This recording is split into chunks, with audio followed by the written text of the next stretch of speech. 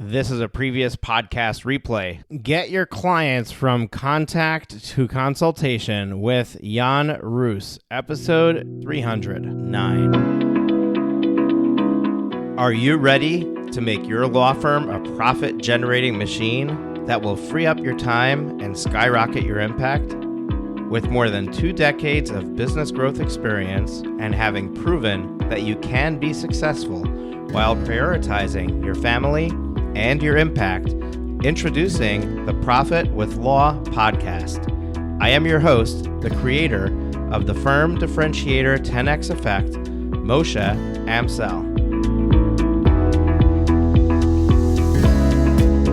Well, hello and welcome to another episode of the Profit with Law podcast. I'm your host, Moshe Amsel, and it's guest interview day. And I love Thursdays. I love the days that we release these amazing guests to you and allow them to just share, unleash the amazing talent and information that they've gathered over many, many years to come to the point in their journey where they're just a wealth of knowledge, and we just love having them.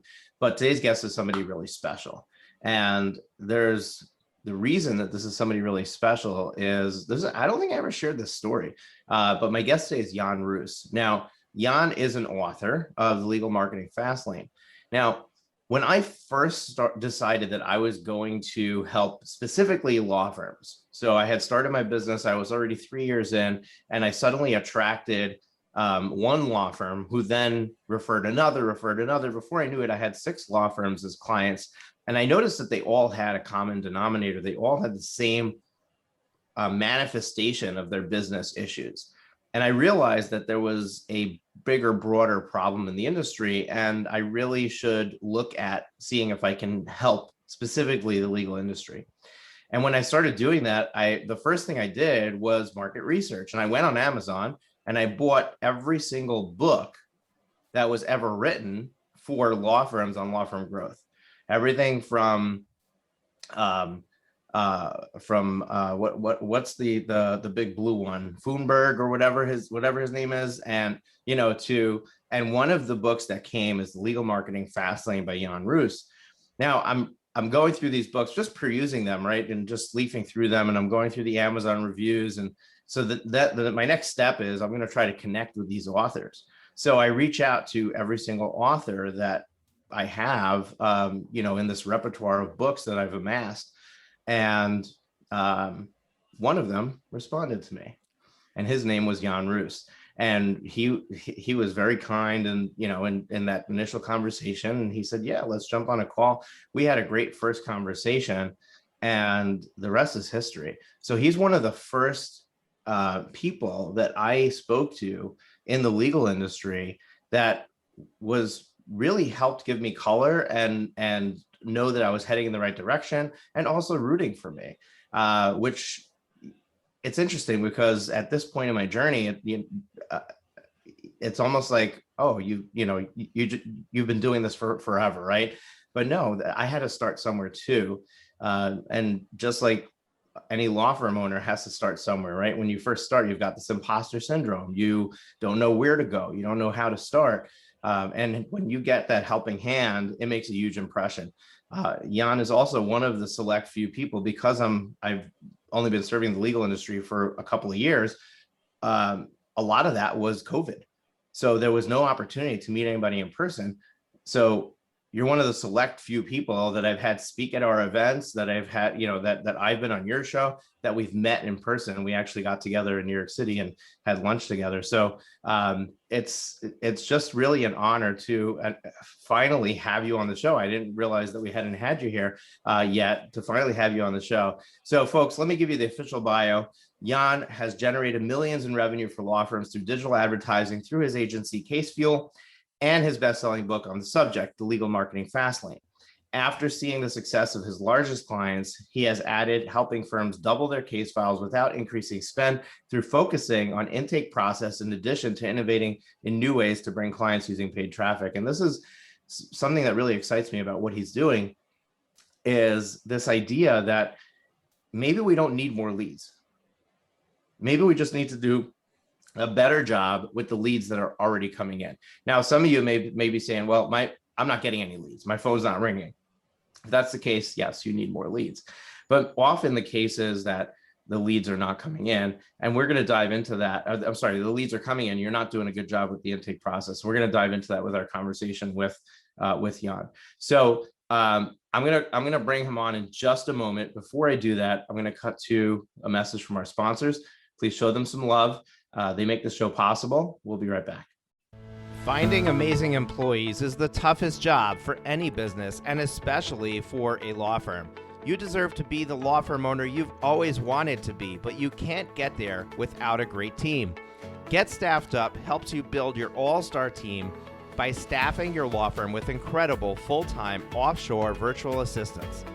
Work with Get Staffed Up to save money and your biggest resource, time, while they find you the best English-speaking VAs in the world. Hashtag delegate your way to freedom. To learn more, go to profitwithlaw.com/get staffed up. profitwithlaw.com/get staffed up. Thanks to our sponsor, Smith AI. Smith AI is a superior virtual receptionist service for small businesses. They specialize in working with solo and small law firms. I discovered Smith AI a couple of years ago and was blown away by the range of services, which are available at a cost any attorney, even those of you in the smallest solo practice, can afford.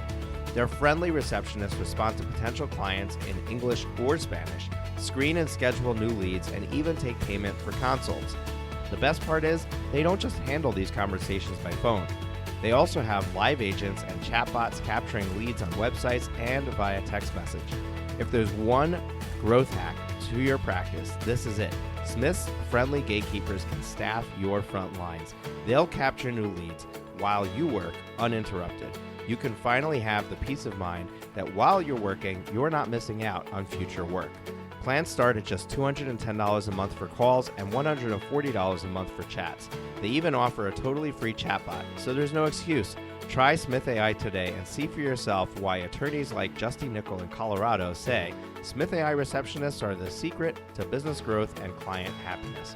Smith AI offers a free trial, and podcast listeners can get an extra $100 discount with promo code ProfitLaw100. That's ProfitLaw100. Sign up and learn more at www.smith.ai. Trust me when I say, don't let another day go by. Try Smith AI. Can I say something? All right, we're back. Jan, welcome to the show. Thank you for having me, Moshe. Super appreciate it. It's my absolute pleasure. And remind me, because you've had multiple iterations of podcast. You're also a podcast host, so let's plug that here. What's the name of your show currently? Today and for the future, notice, I believe, Law Firm Growth Podcast. Yeah, there was the relaunch. You're one of the few people who knows about that, actually. Yeah, so Law Firm Growth Podcast, that's what it is, Law Firm Growth Podcast. So go check it out in your podcast player. We'll also link it up in the show notes. So on your podcast player, go in the description. You'll see a link to it. You can click over there, subscribe to that show, check it out. And you can, if you go through the archives, you'll see that I think I was your guest not once, not twice, but 3 times. Repeat. Yeah, you're the only hat trick, I think, so far. So I hold that honor. I'm proud of it. I'm going to put a plaque on the wall for it. But yeah, no, it's really exciting to just be collaborating together in various shapes and forms. But I know you very well. My audience has no idea. Some of them have no idea who you are. So let's start there. Tell us a little bit about you and how you entered the world of legal marketing, and just a little bit about your journey without too much, just a little bit to give people an idea of who you are. And then I really have a lot of topics I want to cover with you. So we want to make sure we get to those as well. Okay, I'm going to try to do a Quentin Tarantino in media res sort to the story. So I just left my first startup. I was walking across the street on Essex, listening to a podcast while answering emails. And I looked over my shoulder and I saw a car that was clearly not going to be able to stop short. I was able to bounce off the hood of the car.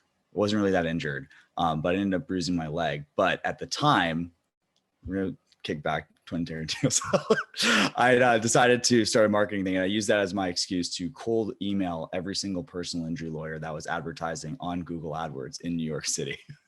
And that was actually how I ended up closing my first attorney deal. But yeah, anyways, to go a little bit back to the beginning, prior to starting the agency, I actually started, I ended up winning a grant after I was like graduating school. So I ended up using that to start my first business, which was in consumer products.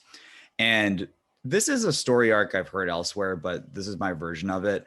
I ended up hiring out marketing and I absolutely lost my shirt. So I got really pissed off and I decided to figure it out for myself. And then after I transitioned out of that business, that's why I ended up deciding to go into marketing on my own. I just realized that the bar was on the floor. Like it's like you have these situations where there's kind of like no transparency, a lot of the times no communication. The issue that I found myself seeing when I was hiring that person for the first time, and something I've realized is more common, is that like we just made the largest commitment of money that we'd ever made in terms of marketing the business at the time on Google AdWords. And I didn't hear from the guy until it was time to get his second month's retainer and nothing had happened. We had no idea if it was failing at step A or step D. And we didn't have any prescriptions on how things were going to change.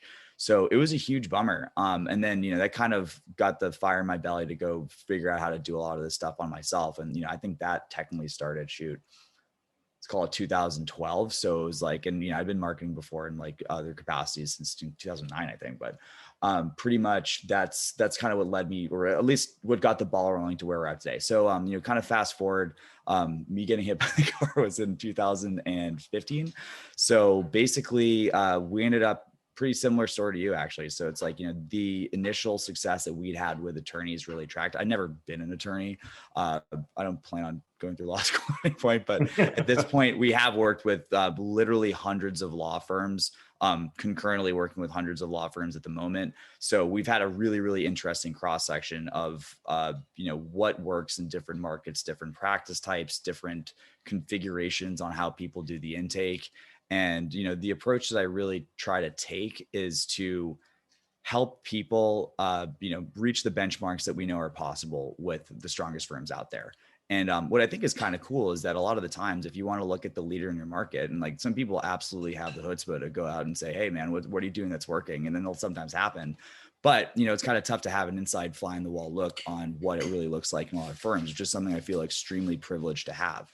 And that's basically what we're able to kind of parse and get into the practices that we recommend to our clients beyond the marketing stuff, which we found is a start, but the marketing is not going to work. At the end of the day, we don't have a business if people aren't depositing checks into their account, right? So that's kind of how it's evolved since then. Right. Yeah. And I totally want to get into that conversation of what happens after the marketing piece and how do we differentiate. Lawyers tend to call it all intake, right? Mm-hmm. There's no marketing, it's intake. And there is first of all, I hate the word intake. I think it's a cop out. It's somebody trying to say, oh, I don't sell, so I do intake. The reality is that you're selling and you need to learn how to sell. But that's a whole nother, we can digress there, but I do want to cover that. But before that, you wrote your book. What year was it that you wrote your book? I think 2017. Okay. So we're 4 years later, and in 4 years in internet marketing world is, I mean, everything's different, right? Is your book still relevant, or is a rewrite needed? Is for somebody who says, oh, I like this guy, I'm going to go read his book. Where does your book stand right now in the archives of relevancy for today's market? Yeah, it's a really good question. So basically, I ended up actually doing a rewrite in 2019. The real thing that made that necessary was the switch from the Google Ads interface to the new Google. I guess it was actually, it's funny because that was the Google AdWords interface, and now they rebranded to the Google Ads interface. So basically, the book has 3 sections. There's sort of a marketing philosophy section in the beginning. There's like a really in the trenches tutorial how to set up ad campaigns that convert in the middle. And then there's sort of like an accessory considerations in the end. And it was actually kind of funny. If I'd love to, it's been a while since I've looked back at it, but I remember I had a chapter on intake and I was like, wow, this is it's pretty much been the focus of expansion since then. But I will say this, the principles have not changed. The first section and the third section are as relevant today as they were the day they were written. The thing that has changed, in my opinion, is that second section. And the thing that's kind of unfortunate is that if I were to rewrite this today, the pace at which Google is changing their platform would probably make it irrelevant in 3 months. So it's pretty crazy. Like we're dealing with a lot of different stuff on the Google front. That was pretty much, I would say 95% of what we were doing for people back in that point in time. But since then, we've actually sort of distanced ourselves from Google. So I've actually thought about rewriting a book, but it wouldn't be around that. The stuff that we've really been talking about a lot internally and with clients and stuff like that is really kind of bridging that, let's not say intake, let's call it sales gap. There you go. But yeah, I mean, realistically, the thing is, we have a situation where, this is something kind of an interesting perspective. It's like, if you have somebody, like it's anything, marketing times sales equals your results. If you multiply either of those things by 0, it's a 0. You could have the most talented marketer with the best campaign with the most spend. And if you can't get the sales part correct, you're still going to wind up as a 0. And the flip side, if you have somebody that's good enough with sales, you can have, your leads coming from a guy that's spinning a sign in front of your office. It doesn't really matter. But the way that people think about these things is really different. And like, I've got a million reasons why I think that happens from like a mental perspective. But in general, it's a lot easier for people to say this marketing campaign didn't work than I need to do better. Right. It's easier to say the leads didn't work than to pick up the phone and figure out how to get this. The firms that are doing the best, I can tell you this objectively from having worked with a lot of the best in the respective markets, is that sorry, the firms that are making the most money do not care about lead quality. Lead quality is not part of their vocabulary. They know that if they have somebody's interest, they can get their attention, they can get to make a decision, and they can make them to take action. It doesn't matter where they came from. It's just, they just need to catch their eye. And if somebody has a problem, then they can connect them to a solution, which is them. So that's what I would hope to get for most of the other people. And then I guess that would be the book I'd publish today. Now, when you're looking at these, successful law firms, the most successful law firms, and you made a statement about what they're doing. If you think about the law firms that you consider to be in that most successful category, do they have sales staff that's doing sales that are not the attorneys, or are their attorneys doing the selling? Yeah, that's a really good question. And I think both cases it's true. So I always say when people want to end up scaling up, there's usually 2 directions they'll go. And this is really true of any business, but in attorneys, we'll make it a little bit more specific. So people either really enjoy the social aspect, the marketing, the press in the flesh, that enjoying the consultations, or they really, really enjoy the fulfillment side of things. So for the people where they enjoy the consultations, you'll often see the attorney maintain that role. In the situation where and again, like if, when you go from 6 to 7 and 8 figures, it's like, you're not shaking hands at a B&I chapter, you're shaking hands with really powerful, referral partnerships and that kind of stuff too. You're maintaining those relationships. But still, that's something that people want to hang on to. I think people, and it's just, general good piece of business advice I've heard over the years, stay in your, your circle of genius. Right. But on the same token, it's like, yeah, we have people that are successful that have staff under them. And usually it would be, I'm probably not an associate, but if you can get somebody who closes without you, it's really, really powerful. And it's kind of one thing because it's tough. There's a certain thing. And then, even beyond the legal space, there's people, well, I was in the startup world, which I mean, I always like to be aware of what's happening there because they got a lot of money pouring into it and, smart people that are, they're considering these challenges. But one of the things they talk about is the founder driven sales stage. And the thing is, a lot of the times the founder is going to have the highest close rate in the company. But at the end of the day, a really, really good closer can actually do better and have more output because the founder can only focus on part of their time. And if they're getting utilized as a resource for sales, that prevents them from moving the ball forward in other ways that only they can do. So overall, I see it happening on both levels. I'll actually say it's a lot more challenging to get somebody up to the point where they're closing really high than it is to do it yourself. Because you can control what you're doing every 24 hours of the day, right? And the other thing too is that like it's kind of hard to take that like natural. I think there's one thing that's super true, and this is super relevant for me right now. When we're recording, my head of intake is actually on vacation. So I'm hopping back in the saddle for sales for the first time in probably, I don't know, 4 months. And it's been really, really enjoyable not to do that. I've been able to focus on moving the ball forward elsewhere in the business, but I'm back in here and I'm realizing, yeah, there's kind of a Svengali effect that people have for, because they want to hear the dude. And it's like, as the founder, you're usually the person who's able to answer literally any question. And it's not that you need to be able to answer every question to get somebody to walk across the line, but it's the confidence that comes from knowing there's no place that conversation can go that comes across. I think that's what really gets people across the line. So anyways, kind of a long-winded answer, but people do it both ways. Yeah, but it's really interesting because some of the points that you make highlight some other things that really are we need to think about, because I mean, ultimately, if you're growing your law firm, at some point, you're going to have to find somebody else to do everything that you do. If you make a list of 1,000 tasks, these are the 1,000 tasks I do, at some point in the growth of my journey, every one of those 1,000 tasks is going to be somebody else is going to be doing that. There cannot be a task in the business that has to be me.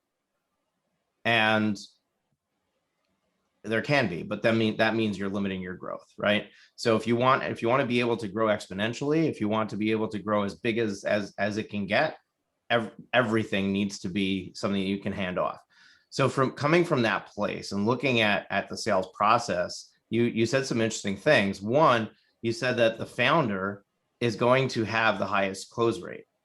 And the sooner that you come to grips with that and you say, okay, if I'm going to train somebody else to do sales, I'm going to have to just assume and understand that they're not going to close at the same rate that I close. However, it's my job to make sure that I get them prepared, trained, and ready to close at the highest rate possible for them as not being the founder, as a salesperson. The other thing that I find really interesting is that because the founder tends to have the highest close rate, because when a law firm starts, there's one person in the office, and that's the owner. When they go to hand off that sales process to somebody else, the natural assumption is that it needs to be somebody of my caliber. And automatically they're making this correlation with, I close sales because I'm an attorney. But the reality is you're closing sales because you're the founder, not because you're an attorney. And the mistake that we make is we hire an attorney and we say, here, you're going to be doing consults and you're going to be closing sales. When in reality, they may not be the best person for the job. They may not have what it takes to be a salesperson. As a matter of fact, would you want to take somebody who only has legal training and try to push them into a sales position? Or would you rather take somebody who has sales training and give them the broad strokes that they need to know for the legal services that you sell, knowing that they're not going to give any legal advice in the sales consult because they don't know any, right? So you never have that conflict. And at the same time, you have somebody who already knows how to sell, understands human psychology, knows how to drive the conversation forward to a close, and do that. So when we start to look at saying, okay, I'm going to hand this off to somebody, understand that the reason that you're good at closing is not because you're the attorney, but because you're the founder, and therefore you can hand off the sales process to somebody who's not an attorney. That's from all the things that you said. Those are some of the takeaways that that I heard. But I want to take the conversation back a little bit, because we need to understand marketing and sales, right? Where does one stop and one start? And how do I know if I have a marketing problem or a sales problem?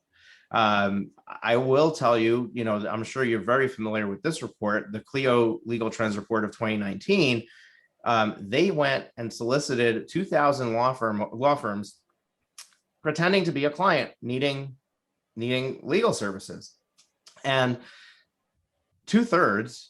I don't have the exact percentage in front of me, but it was about 65% or so. 2/3 either never answered the call, never returned the initial voicemail message, or never called back after the initial conversation. Right?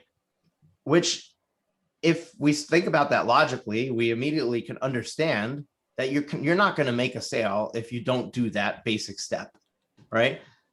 But more than half the industry, if you take that sample set as what the rest of the industry is doing, more than half the industry is behaving this way, which highlights a massive opportunity on one hand, but on the other hand, it also highlights the fact that there's probably a lot of leads coming through the door that are not turning into clients. And we need to start thinking about why is that happening?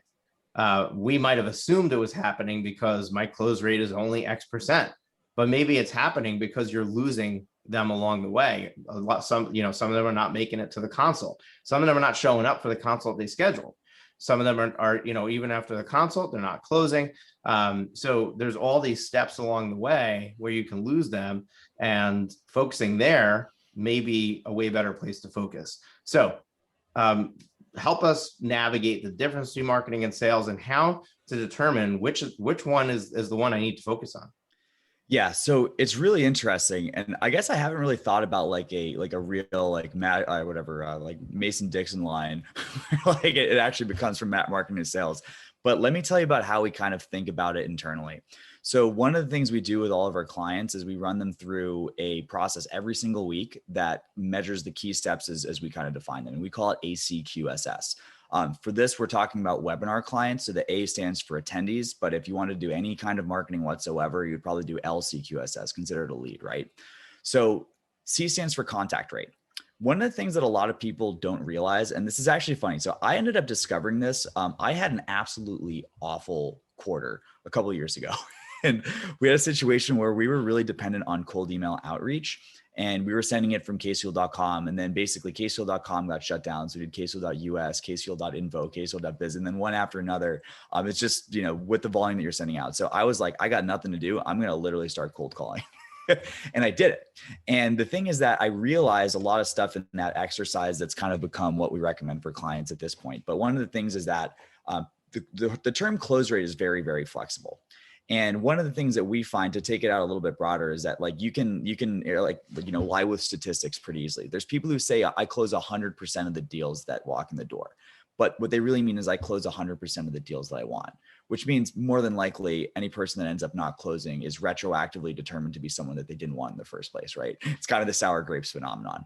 But basically, one of the things, and this is why we have all these steps that we do, one of the key things about getting people out, you can't close people that don't pick up the phone. So the first step that we look at is contact rate.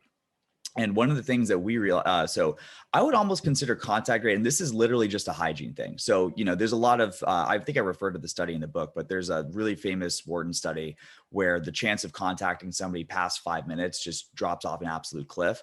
But yeah, again, the way that you increase contact rate is by dealing with leads as quickly as possible if you can. And again, the more of an interface, one of the things that we found helps with the webinar model is that having had somebody's attention for an hour makes it easier for them to remember.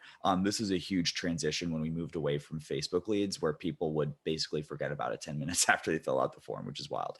But anyway, contact rate should be anywhere from, our benchmarks internally are between 50 and 75%. You're going to get probably north of 75% and higher if you really have somebody that's dedicated, that's going to call those leads immediately as they come in. And the type of marketing that's coming from is really important. If you're talking about something like Avo or Google or somewhere where you're not the only attorney that's in the mix, it becomes way, way more important to respond to that quickly. So that contact rate is a huge thing. The second thing, the Q, is the qualification rate.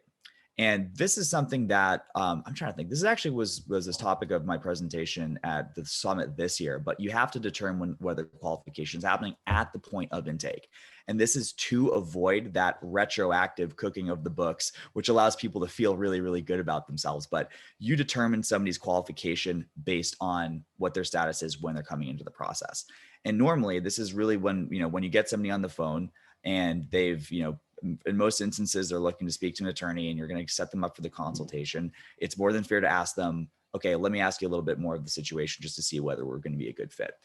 This also, as a side note, is really, really important for preventing just getting on a consult with somebody and realizing they don't have any money or their problem isn't something that you can help with, or God forbid, they hired another attorney and they're just, doing their due diligence or whatever, right? So if we're doing that at the level of after contacting people, it actually keeps you honest down the line, but also keeps marketing honest.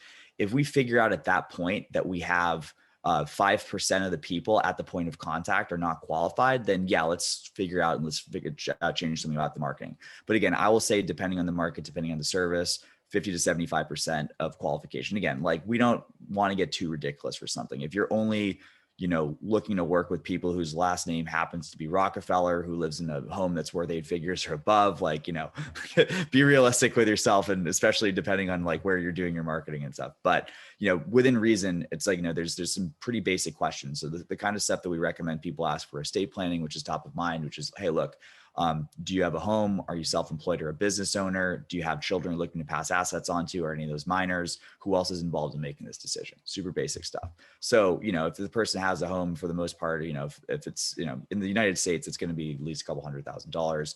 With a life insurance policy, that's someone who probably has some assets worth protecting. If they woke up on a piece of cardboard, you're more like, you can say, hey, look, I don't know if it really makes sense for us to speak with the attorney, but again, we're making it objective and we're doing it right there. So we have A, C, Q. S is set rate. So once we have somebody that's qualified, we should be aiming to shoot, again, 50 to 75% of those people you should be able to set on a consultation. And basically, it's really not that crazy. And there's some things that you can do from a marketing perspective to help. I always like to recommend people lean on scarcity. One of the things, and this is this is an interesting story. I'm not sure if I've ever brought this up on a podcast before, but way back in the day, we had, and they're still a client to this day. We had a firm that was in Dallas, Texas area. They ended up just really, really high quality, great firm for family law. But the thing is, they said, Jan, I'm not doing a free consultation. And I told them, you're insane. This is Google. Everyone else does a free consultation. You're never going to get any calls. So we took the word free out of the consultation, and then, call for your consultation. And then people were like, oh yeah, like, so where's my free consultation? They literally would insert the word mentally into the phone call when they were doing it. So then we're like, how the heck are we supposed to do this? It's like, and I just kind of thought about it from like a branding perspective. It was like, well, if somebody sees the word consultation, that's something that's free, regardless of whether you say it or not, because everyone else is saying it. So instead we said, hey, well, why don't we say, hey, would get your, winning divorce game plan from like a top Dallas attorney. And then people started paying for the consultation. And one thing I forgot to mention, that this guy had a $10,000 minimum retainer. It was worth it because he's board certified and he works with, some really, really complex oil royalty stuff and all that kind of thing. But making that change actually got people to be able to pay for the consultation, which we're calling a winning divorce game plan, and take the 10K retainer when it ended up coming. But the real key is that you can't call it a consultation. So one of the ways that we usually instruct people in when we're doing the webinars is like, hey, look, we've got our, blah, blah, blah session. And, we charge $400 an hour for the attorney. It's usually anywhere from 6 to 90 minutes. So that's normally $750, but basically, we have some capacity for next week. So it'll be no cost if you can figure it out. So like, you're interested in that, let's set you up for next week. So we have some time pressure. Something that's free today is going to be free tomorrow. So basically we need to give a reason why and don't lie about it. Like, this is within your own level of comfort. But again, if we're not getting them in the office, we're not going to be able to help them. And God forbid they go to LegalZoom or one of your competitors who just started 2 days ago. You're not serving anyone if that ends up being the case. And then the last part is the actual consultation. So I would say without a doubt, that is something that I would consider sales. And the thing is that for the most part, I feel like the deeper you get into the process, the less it's just showing up. Even comparing the conversation where you qualify and set a consultation to the conversation where you actually take a consultation and close it, both of those we like to operate with scripts, but in the consultation, it's more of a guideline. Like, you can't have a script in front of you when you're talking to somebody in their office. So you know the notes that you want to hit. But, realistically, when we're going through and like, we have the privilege of being able to test this in the place, because we actually have a team that we use for dialing. So it's really cool for like Skunkworks to test this stuff out. Whenever we see the numbers slipping, it's usually pretty easy stuff. So one of the other things too, for contact rate, here's a freebie. Spam dialers suck and they've ruined the world for everyone. So always dial twice. Spam dialers never dial twice. Dial twice and don't leave a message, and they'll call back because they'll assume it's your friend. If you're in the right area code, it's going to show up. So whenever we see the contact rate drop internally, we say, hey, look, you're doing the double dial. Looks like you have, and let's get back on that. The second thing is when we listen to and this is also, great tip. If you have the ability to record calls for your intake staff or sales staff, go ahead and do that, because it's usually pretty easy to tell when things are happening. So when we see our set rate dropping, most of the time it's when people are kind of freestyling. And this is the thing. Everyone has the, there's a point at which you shouldn't be reading from a script. But the thing that's really interesting, in my personal experience of just going over this for this last week, I'm kind of doing this just to kind of show everyone how it's done on some level, but like, I literally bring the script up and I read it word by word, just because even me, the founder, should be, accountable to that. And when you have things written in a certain way and they're purposeful, like there's little things that are built in, right? Like, and if you go out, this is a whole different ball of wax to kind of uncover, Moshe. So it's probably worth a longer discussion. But when we give opportunities for other people to steer the call, a lot of times we lose control. And by control leads to leadership, and leadership is ultimately how you get people to the point where they're making the right decision for themselves. And if that decision happens to be working with you, you have to have control of the conversation. So when we go off script, we have situations where people just start, and I'm sure if anyone's ever, taken a lead call and you have the situation where you're on the back foot the whole time, they're just peppering you with questions and, your back's against the wall. And then all of a sudden, like, oh yeah, I guess I'll think about it. Like, that's what you're trying to avoid. So sticking to the script is going to help with that. But again, it's more of like a hygiene thing, doing the right stuff early in the process with setting the consultation. The art and the guts and the skill really comes in on that actual consult. But from that point, we actually recommend everyone try to close in the first consult. And if not getting the close, because there's some people you could literally put a gun to their head and they wouldn't be able to make a decision, we need to make sure that that's getting handled as soon as possible. Like, let's check back tomorrow. Like, let's not check back next week or next month, God forbid.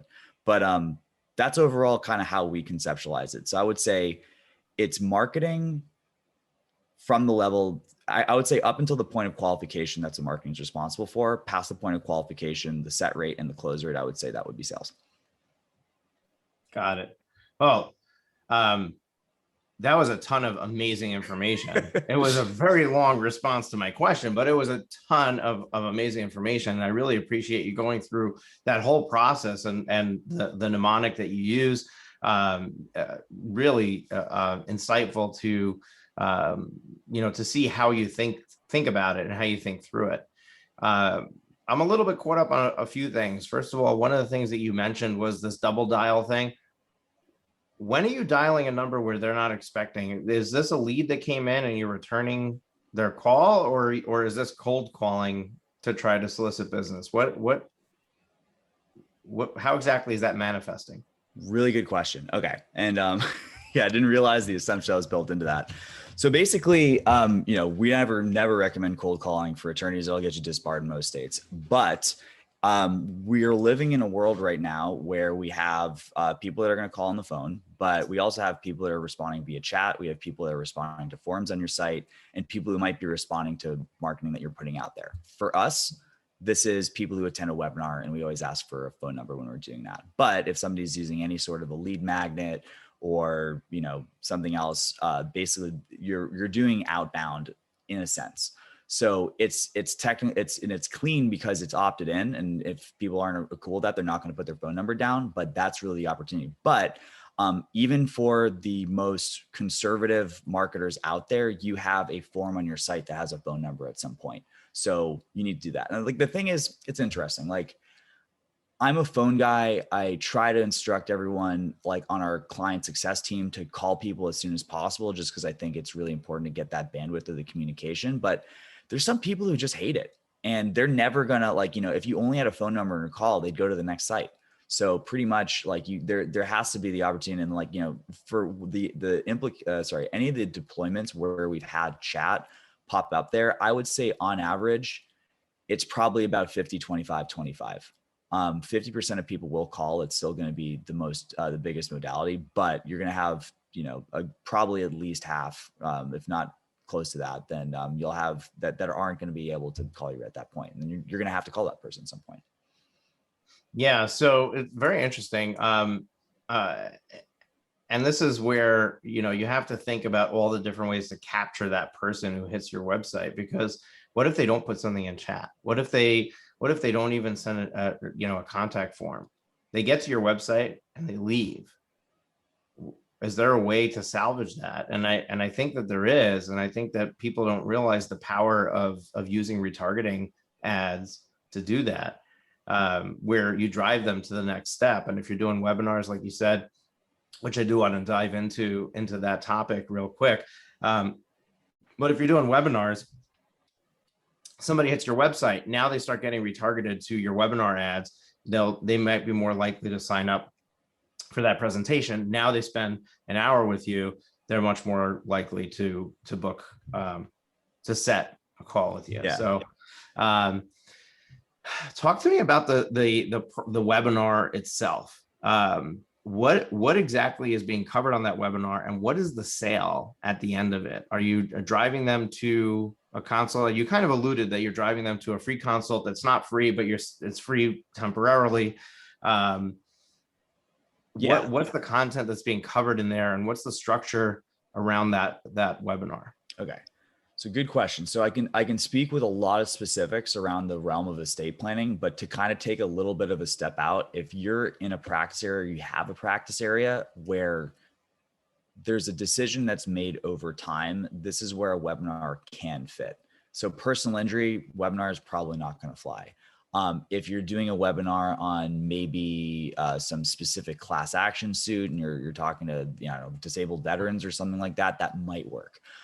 So that's kind of the thing. But basically, we use a pretty specific format, and it's kind of interesting. A lot of the stuff that we found, just kind of as we've just taken more like responsibility for looking into people's process and helping out with them, like we've uncovered a lot of stuff.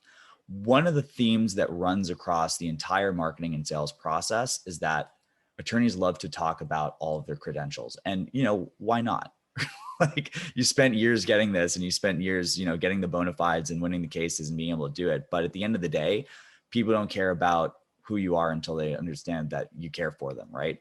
So, right. And this is like an old adage in copywriting too. It's like, you need to kind of create a gap to understand why people care. So it's like, when the situation where people like, they'll hop on a webinar. Hey, my name is so-and-so, I went to Yale, I graduated cum laude. I've been doing 2,000 trusts a month for the last 10 years. And, we've worked with the richest people and blah, blah, blah. And it's like, well, you haven't told the person why they might need this in the first place. And that's where people lose a lot of folks. So basically, and it's the same thing on consultations too. Like one of the biggest issues that we found is that people are and like, again, I think this is programming that comes from law school and big law. It's like, you wanted people hop on the consultation looking to demonstrate knowledge. And, one of the most problematic things that we found is like the default, how do you start a consultation is, hey, what questions do you have for me about estate planning? Like whatever the problem is. But anyways, going all the way back. So what we want to do with the structure of the webinar is we need to show people that you care, and you have to show people that they should care, right? And the way that we'll generally do this, and this I can use estate planning as an example, but think about this for your practice area if that isn't it. But so it's an old copywriting formula that I did not come out with. This is around for decades before I was even born. But pain, agitate, solve. So pain, you got to show people why this is something that they should care about. In the realm of estate planning, the boogeyman is going to be probate. So a lot of people don't know what that word means, and a lot of people don't know how bad it is, right? I was actually training one of our new hires the other day too, and I was talking about it, and he was like, oh yeah, well, so what is that, like wills and deeds and stuff? And I had to explain to him. So he's like, yeah, so like my dad passed away when I was 14, and we ended up having, the money ended up going to us and my family and stuff like that because he had everything set up. So I'm like, you were in the situation where you're the beneficiary of the stuff that clients are going to be set up with. But if you say probate, like the people who have had those situations where it has happened to them, they'll understand. And a lot of times what we'll see is that people end up, especially on more of like the lead gen side of things, it's like a big reason for people wanting to go into probate is because they saw it happen to somebody that they care about. It happened a ton over COVID. But for the benefit of those people who don't have one of those immediate experiences, we need to show them how bad it is. So I usually recommend starting out with talk them about the nightmares of probate. It's not great in any state. It's a little bit less awful in some, but you have to show them the train that's going to hit them if they stand still in the tracks. Next step is agitate. So when we agitate, we're addressing the smart Alex in the crowd who goes, oh, that's great. Awesome. Thanks for the information. I'm going to go on LegalZoom and get this stuff handled. Or, so we have to talk about the situations in which people can actually get in more trouble. And in a lot of cases, I think this is a really common, look, it's just kind of a common thing. If you're an expert in any field whatsoever, the people who know a little bit are going to get in more trouble than the people who know nothing. Right. So we go through examples of how that happens. A lot of the times with estate planning stuff, it's people trying to do funky stuff with their wills. There's a lot of celebrity stories where we have situations where there were handwritten wills that were conflicting, and then, that ended up being tens of millions of dollars in litigation to prove which one was right, et cetera. And then finally, this is when we get to the point where most people start, which is the solution. And then I'm always I always believe it's like, I want to, you hear the word tell more, sell more a lot. I think there's sort of a situation where you have to make a transition in their mind, but if you try to sell up front, they're going to be filtering your information in some way, and they're not going to be as open as they could be. So I recommend everyone, they basically need to structure this like a public service announcement. This is something that you're doing to educate them. And even at the point where we transition to the solution, not until the last frame do we even let people know that we do this. There's a lot of subcommunication in this, because in the process of illustrating all the pains, especially if we're using examples that you were able to get somebody out of, or that kind of thing, you're demonstrating expertise in how you talk about the subject. There's also a little bit of a halo effect when you're just going through this with the tell more, sell more approach. And this is a helpful guy. Now, when you go into the solution, it's going to be your solution. And, everyone has their philosophy with how they practice their way of law. And in the process of showing that, you're kind of educating somebody what to look for. It happens to be how you do things. And at the end, the transition is basically, by the way, there's if you've shown how to do this, I might be able to help out with you if you have a need. And to take it to a little bit, a little bit more of a harder close. It's like, hey, look, if you've made it this far, obviously, you're hearing some stuff that's important to you. So basically to thank you for taking all this time, we're going to basically offer, my time, which I bill at $400 per hour. We'll do 60 minutes, 90-minute sessions, and you call it your whoop-de-doo family planning or legacy planning or whatever you happen to call it. We normally charge $750 for that, and it's going to be no cost for anyone who's going to be on this webinar, but we have a couple of spots left. So then if that's you, go ahead and click the link below, and then you can schedule some time with my team and we'll get you set up. And then that's pretty much it. Very, very low key. And the thing is, one super important thing that I think a lot of people got burned with in the last year, and just, kind of a big picture thing, like the webinar stuff, it's there are a couple actors in the space that I won't say they didn't know what they were doing, but they were more concerned with continuing to get more clients than to solve the problems that their existing clients were facing. There's been a huge, I think, miscommunication in how many people to expect from that. If you hit everything right, it's not automated. I usually say, compared to seminars, for people who are familiar with seminars, 80% of the people that you'll close from a seminar are people who took the first step in the room after you closed it. And you can chase the 20% if you want. With this, if you're absolutely crushing it, 20% of the people that are going to close from this are people who took the first step at the end of the webinar. And the 80% is not if you want to, it's pretty much non-negotiable. So you have to figure out a way to get to those people who attended. But that's basically why, to backtrack a little bit, that's why we have as thoroughly a thought out plan for getting those people as we do. So basically, the expectation isn't that we're going to get 100% of people to take the next step. If you're expecting that, then you're going to have a bad time. But basically, you will have the opportunity to reach out. But more importantly, you'll have set a reason to reach out for the people who didn't. At the end of the day, it's really, really important to have a reason to call people, because, oh, hey, that thing you didn't want yesterday, do you want it now? It's not going to work. Why would you call that person, right? But when we've made it scarce, then we have the grounds to reach out to somebody, and you're doing them a favor. You're offering value. Hey, man, this is going up to $750 next week. Do you want to, I'd love to set you up if you're still interested in it. And that's it's a way to tee up the rest of the process to be more successful.